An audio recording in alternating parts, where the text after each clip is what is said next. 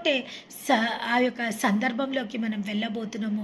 సంఘాలు మూయబడే కాలం రాబోతుంది. కాపర్లు చెదరగొట్టే కాలం రాబోతుంది. అంత్యక్రీస్తు, అబద్ధ క్రీస్తు వచ్చి పాలించే సమయం రాబోతుంది.